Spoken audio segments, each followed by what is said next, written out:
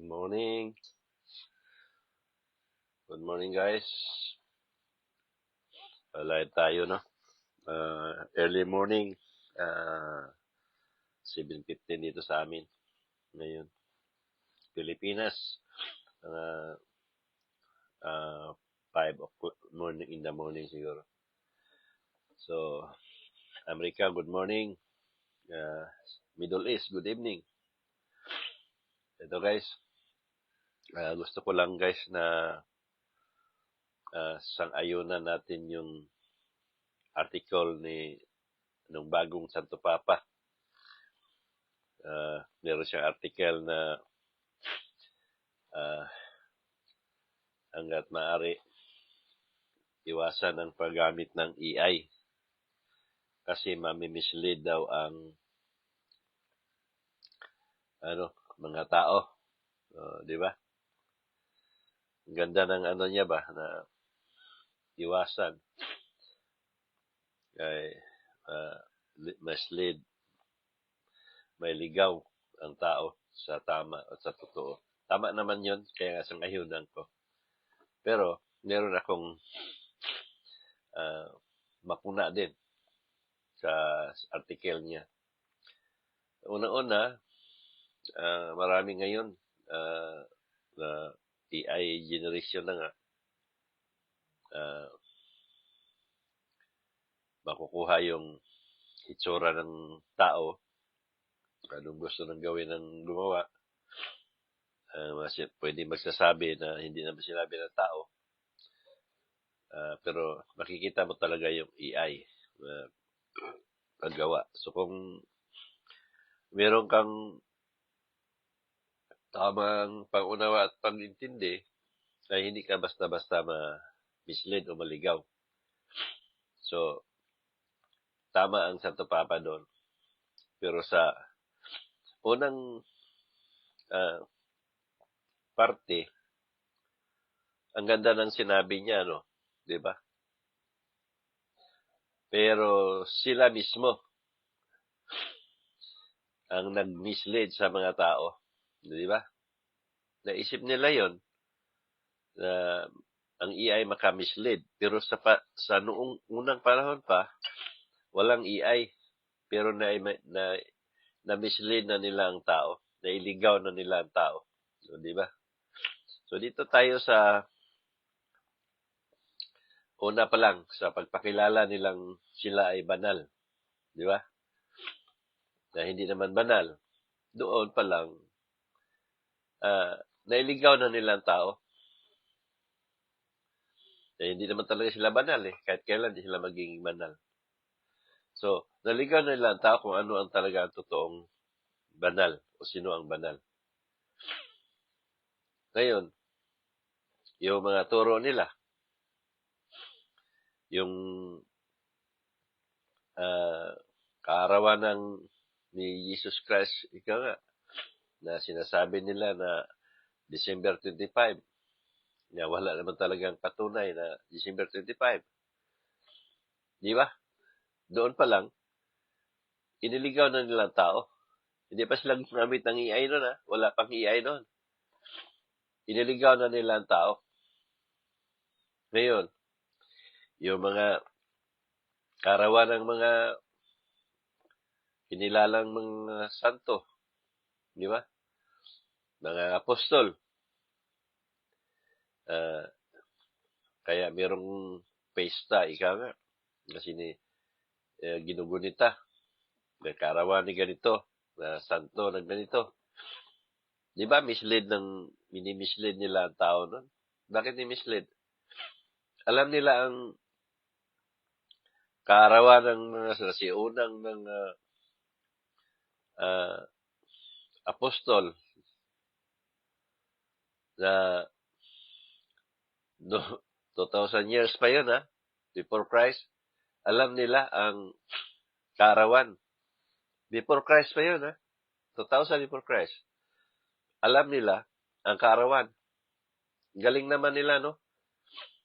Na alam nila kung kailan pinanganak yung apostol na yun sa haba ng panahon. Sa tagal ng panahon. Tapos ngayon, si Jesus Christ, late na ipinanganak, Hindi nila alam, haka-haka lang ang sinasabi nila. Kisyo ganito, panahon ng ganito, anihan o ano man. Di ba yan pag na-mislead sa tao? Na hindi naman totoo yun. Tapos, ipinagawa ng tao. Doon pa lang, nagmi-mislead na sila. No? Ngayon, dito tayo sa turo nila na sinasabi, ang dasal nila is powerful. Sabi nga, na nagpadasal ang membro para tulungan. Di ba? Magbayad, magpadasal. So, di ba? Hindi naman totoo yun. Bakit hindi totoo? Kasi walang kahit sino magbago sa damdamin ng isang tao.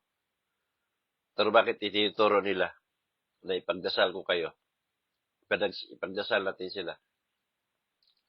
Doon pa lang, mislead na naman yun. Itinuturo nila, hindi naman totoo. Ngayon, kung totoo yan, dapat wala nang masama sa mundo. Tulad na ngayon, narinig ko lang kahapon, kung di dahil kay Lito Lapid sa Senado, hindi ko alam na marami palang pare doon na mag-attend sa session sa Senate hearing. Nabanggit ni Lito Lapid na nakahiya naman sa mga bisita natin. Marami tayong mga bisitang pare. O, di ba? Kung hindi dahil kay Lito Lapid, hindi ko alam na may mga pare pala mag-attend doon sa Senate hearing. Ngayon, bakit? Nandiyan pala yung mga pare. Nasaan yung tinuturo ng mga pare ng sa tupapa ninyo ang sinasabi, ipagdasal natin sila. Ipagdasal natin ang mga senador. Di ba? Nag-away-away na ngayon mga senador yan sa Senado. Di ba? Yung flood control, hindi nga natuldukan. Nasaan yung sinasabi ng mga pare ninyo, mga pastor ninyo na ang dasal nila ay powerful. At lalong powerful pag nagsama-sama. Nagsama-sama sila. Nagsama-sama kayo mga membro. Panahon sa misa, lahat ng simbahan sa buong mundo, sa buong Pilipinas na lang tayo. Kasi nandyan ang talamak na korupsyon. Sinasabi ng mga pare ninyo, ipagdasal natin ang mga senador na naging maayos. Magkasundo sila. Mula umaga misa, tanghali, o oras-oras may misa. Baka isang araw lang walang misa sa loob ng isang linggo. Bakit inabot ng almost 1 year na? O 10 months o 9 months ba? Na hindi matulukan yung flood control at walang nanagot? Yan si Soto, si Lacson, si Hontiveros, at iba pang senador na mga demonyo ang kalooban. Kayo mga pare, bakit hindi nyo napamatino yung mga taong yan? Ipagdasalan ninyo. Sabi nga niyo, powerful ang dasal ninyo. Tapos hindi nyo mapabago yung damdamin ng mga taong yan. Doon pa lang, minimisled ninyo ang tao. So, anong lumalabas dito? Di ba, pangluloko, panglilinlang, panglalamang, sa kapwa. Kahit nalalamang. Yung nagpabayad kayo. Nagpatotoo kayo. Di ba, mga impostor ang tawag niya? Ngayon, hindi ba yan malinaw na nagmi-mislead kayo ng mga tao? Bakit hindi nyo napabago yan? Na malaki ninyo, na powerful ang dasal ninyo. Yung sinabi ninyong ginamit kayo ng Diyos na hindi naman, di ba mislead yan? Na ang kapal-kapal ang mukha sa tupapan ninyo. Nagsasabing iwasan ang gumamit ng AI kasi na may mislead ang tao. Wala pang AI. Minimislead na ninyo ang mga tao. Di ba? Ngayon, di kayo nahiya sa sarili ninyo. Nga kayo mismong mga pare tumatanggap ng pera galing sa pera ng taong bayan. Di ba? Tingnan niyo yung sinasabi ng Maris, kasama ang obispo dyan o mga pari dyan na kinabang sa pera ng taong bayan. Ngayon, nandiyan kayo sa Senado. Nasaan ang dasal ninyo? Na hindi ninyo nabago ang damdamin ng mga taong yan. Nagpatunay lang yan na nagsama-sama kayo mga demonyo. Bakit? Yun ang paniniwala ko eh. Na ang tunay na demonyo tao. At yun din ang mensahe ng Diyos. Na sinasabi niya na ang demonyo ay tao. O di nagsama-sama kayo. Kayo mga pare, mga pastor, binasagan ng Diyos na nabiruan makasalanan. Sino yung mga senador na yan, mga demonyo ang kalooban? Naniwala naman ng mga pare yan. Niwala naman ng pastor yan. Niwala ng reliyon yan. Pero bakit? Tingnan mo yung gawain nila. Di ba? Pinagluluko ang mga tao. Ginawa niyo ang mga taong bayan ng tanga, inutil at bubo. Samantalang kitang-kita naman yung ginawa ninyong pagtatakip kung sino ang mga nasa likod niyan. Tapos ngayon, ipagmalaki ninyo na maka-Diyos kayo. Na sana maka-Diyos ninyo. Hindi nga kayo makatao eh. Pagnanakaw nga lang ginawa ninyo. Pangdarambong, panglalamang. Di ba? Nasaan ang Diyos nyo doon? Wala. Kaya hanggang mukha lang kayo mga inutil na mag-isip. Nagtuturo kayo nang hindi naman totoo. Daming tao na loko ninyo. Pero ako, hindi nyo ako maloko. Alam ko ang tunay at ano ang kasinungalingan. Makita ninyo kung anong nagagawa ko. Busis ko makapagaling. Nakita ang kasalanan ng tao, buhay man at patay. Makakita ako ng taong buhay at masabi ko mamatay ng tao. At makakita ako ng parating. Itong lahat nagagawa ko, hindi magagawa ng ordinaryong tao to. At hindi magagawa to ng mga pare at pastor ninyo. Na pinagmalaki nila na ginamit sila ng Diyos. Pero ang totoo, sila ang gumamit ng Diyos. Bakit? Ginagamit nila salita at pangalan ng Diyos para kumita ng pera. Nagpatunay yan na sila ay katulad ni Judas na ginagamit ang salita at pangalan ng Diyos para pagpalit ng kapiragot na pera. Pero sa mga pare at pastor, limpak-limpak na salapi ang pinagulo ko doon sa mga tao. Nagtuturo kayo ng kayo lang ang makikinabang.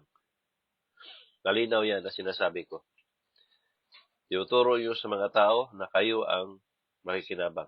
Tinatakot ninyo ang mga tao sa turo ninyo.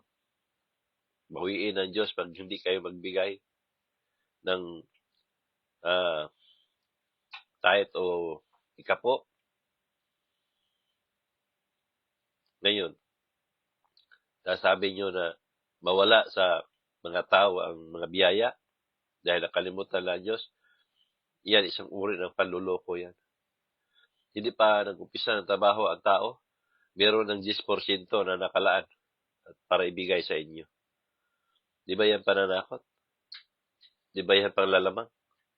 Di ba yan panluloko? Yan pa lang, mislead na ninyo yan ang mga tao. Kaya kakapal ang mga mukha nyo, kayo mas natupa pa, makapal ang mukha ninyo. Kayo mga pare, lahat, pare. Lahat ng pastor. Subukan ninyong humarap sa akin.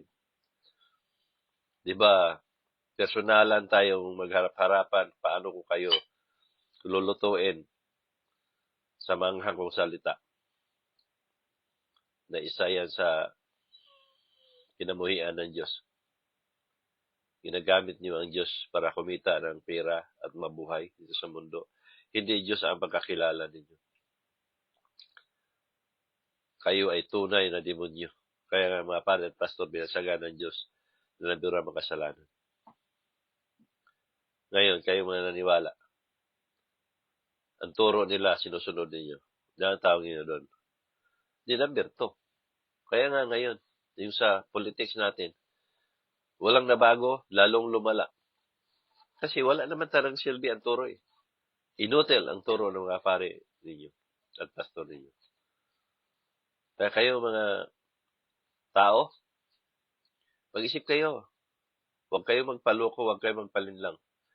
Dahil walang kahit sino na makapagbago ng damdamin ng kahit kanino. Kahit sino. Tayo lang mismo ang makapagbago. Pag tunay tayo naniwala ng Diyos, gawin natin ang nararapat dahil ito ang gusto ng Diyos. Talikuran ang mga bagay na ayaw ng Diyos. Tapos, di ba? Tinuturo ninyo ang pag-ibig. Ang Diyos ang pag-ibig. Hindi pag gumawa ka ng kabutihan, patunay lang yan.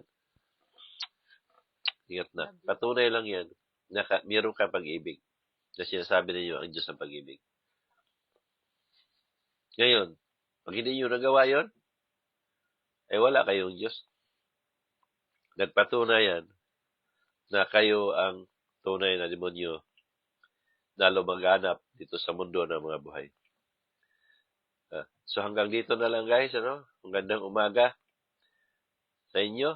Pero sa mga diehard sa simbahan, hindi maganda sa kanila ang mga sinasabi ko.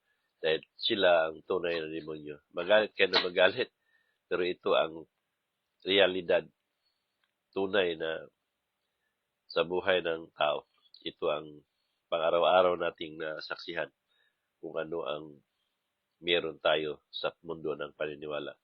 So God bless sa inyong lahat and more power.